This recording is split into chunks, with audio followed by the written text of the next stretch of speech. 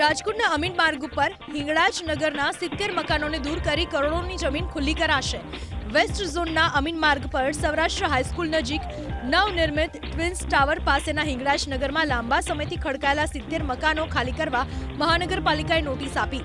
Vigilance વિભાગને સાથે રાખીને આ પ્લોટનું ડીમાર્કેશન પણ કરવામાં આવ્યું।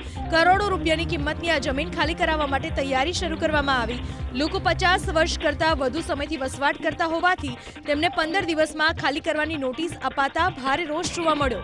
ચોમાસા બાદ આ કાર્યવાહી કરાય અથવા વૈકલ્પિક વ્યવસ્થા કરવામાં આવે તેવી માંગ કરવામાં આવી। જો કે 8 વર્ષ સુધી મહાનગરપાલિકા દ્વારા કોઈ નક્કર કાર્યવાહી કરવામાં નહોતી આવી। 8 વર્ષ બાદ અચાનક મહાનગરપાલિકા સફાળી જાગી ઉઠી। 2017માં રાજકોટ કલેક્ટરે કહ્યું હતું કે હિંગળાજ નગરમાં 180 મકાનોમાં 1500 લોકો 40 વર્ષોથી રહે છે। તેમને પ્રાથમિક સુવિધા આપવી કે કેમ તે બાબતે મામલતદારનો અભિપ્રાય માંગ્યો હતો। અબજો રૂપિયાની કિંમતની મોંઘી જમીન મહાનગરપાલિકાએ જેપી સ્ટ્રક્ચર પ્રાઇવેટ લિમિટેડને નજીવા ભાવે PPPના ધોરણે આપી હતી। રાજકોટ મહાનગરપાલિકા સત્તાધીશોમાં અગાઉનું જૂથ સત્તા પર આવતા બિલ્ડરને આપેલ વચનની પૂર્તિ કરવાની તૈયારીઓ શરૂ થઈ।